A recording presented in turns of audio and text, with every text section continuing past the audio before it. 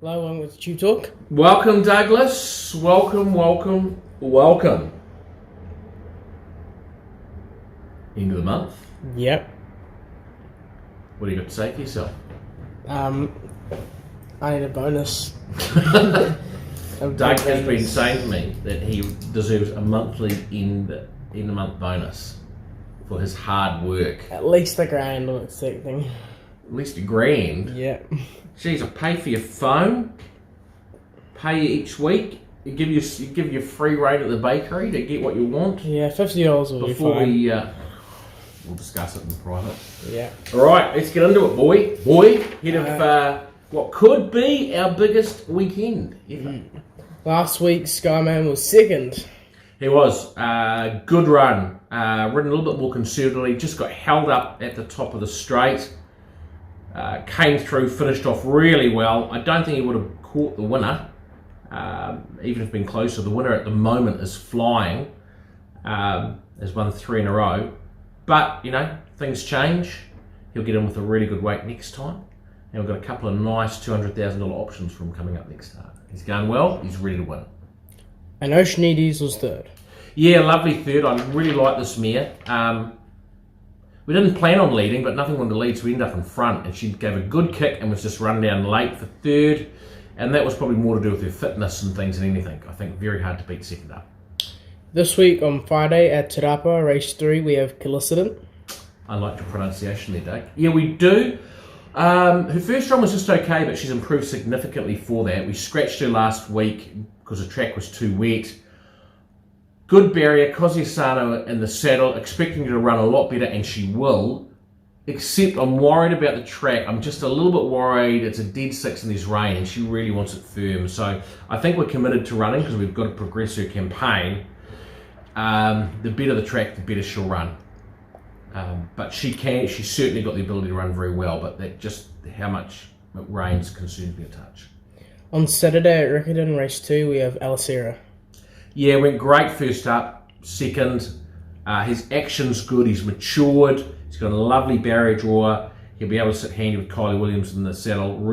Very good top 3 chance. He's $13 on the fixed odds, which is over the odds. There's a couple of Northern 3-year-old fillies who are rated that are going to go out hot favourites. But he's certainly capable of upsetting them. He's close to a win. Race 8, Hasbro and Severine. Yeah, 2 good runners. Hasbro obviously won fresh up last start. He's got barrier 14 over 1,400 metres. That makes it difficult. Not quite sure what we're going to do from that draw.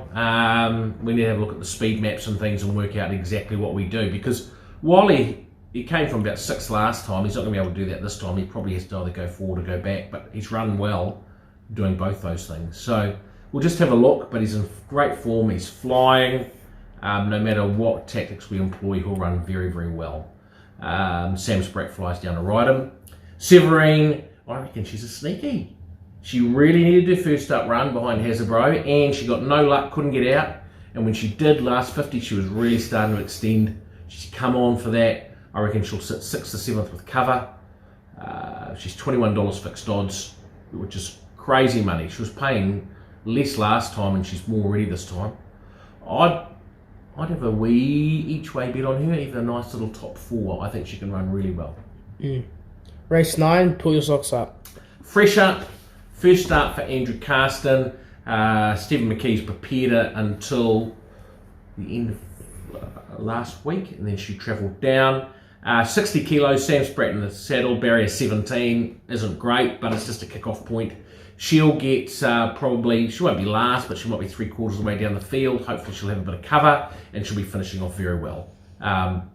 She's over the odds, but will improve massively for this, but don't discount her completely.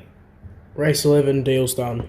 He is starting off on a New Zealand Cup path. He's got great form. He won his last start in August. We just gave him a freshen up, so he hasn't lost a huge amount of fitness, but the 1600 should prove to be too short. Nice barrier draw for him. He should sit reasonably handy. It'll just depend whether they're a bit sharp for him over a mile, as we're training him to run 2 miles. But I expect him to run well and be competitive in this event and improve for it going up in distance next start. Moving over to Ramwick on Saturday, race 4 with Wiry Falls. Yeah, I love him on Saturday. We scratched last week because he had a wide barrier draw of 1400. He steps up to the mile here. He comes into barrier 7 of 11, so not ideal, but he should have 3 or 4 behind him. Mile suits. He's been running enormously well his last couple of runs without any luck getting back and charging home. If he repeats that again, I think he's right in the finish. He's a good chance. Good chance, and Tommy Berry gets on really well with him. And then the most important race 8, a Tissue, who's going for the $1.5 million Epsom handicap. Yeah, very exciting for everyone involved. The owners, everyone that's been involved with her up to today. It's got barrier 11 of 17. So that makes it's not a disaster. It's only just outside of midfield. But it probably means that she has to settle behind midfield. She's probably going to be, she might be a pair behind midfield, I would imagine, rather than being a little bit handier, which she could have been. As long as she gets cover and it gets into a nice rhythm, she'll finish off very strong. She's only got 50.5 kilos. Kathy O'Hara rides. She's a natural lightweight. Doesn't have to waste for the ride, which is good, so she's got lots of energy. Arguably, she should be unbeaten in her last 7 starts. She got beaten 2 starts back, but huge merit in the run. She was 20 lengths off the leaders at the 600 and failed by just over a length. So she's ready to run well. She's still on the up. We haven't seen the best of her yet, and she can keep improving. But she'll run awfully well, and she can win. And I think she's well over the odds, and it's very, very exciting. It's going to be tough. Rio Dini's the horse to beat. There's a lot of very, very good horses, but she's in with a live chance. And then finally on Monday at Warwick Farm, race 6, we have Lord Ardmore. Yeah, Lord Ardmore having his first start in Sydney. He was 4th in the Group 1 2000 Guineas here, 4th in the Group 3 Avondale Guineas. He's a good horse. He kicks off over 1400 metres at Warwick Farm. It's a public holiday, so it's a city meeting. Kieran McAvoy in the saddle. I imagine from his barrier draw he'll get just behind midfield, but he'll run very well. He'll hit the line hard, and he'll improve going forward with this under his belt, but he's a definite each way chance. His trials have been good, been happy with him. It's exciting seeing him kick off. And then finally our bet of the week, which there's only one really bet of the week we could do, which would be a Tissue. Only one we can do, mate. Only one we can do. I cannot believe, in New Zealand she's $13, but you shop in Australia, you get her at $19 quite widely, and 5 a place, and I think that's just enormous money. I think on her profile she should be about $10. So she's got to be our bet of the week, and if she wins, everyone will be celebrating. Rich, owners, happy. Punters, Gamblers, managers, gamblers, drinkers, everyone will be celebrating. Matt, so go a Tissue. Oh, that concludes TubeTalk. That does conclude TubeTalk, and we'll catch everybody next week. Bye.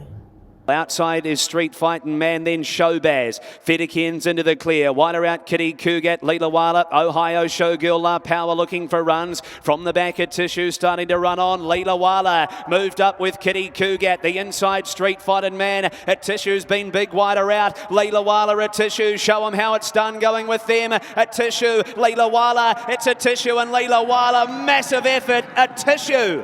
Missed the kick and won it.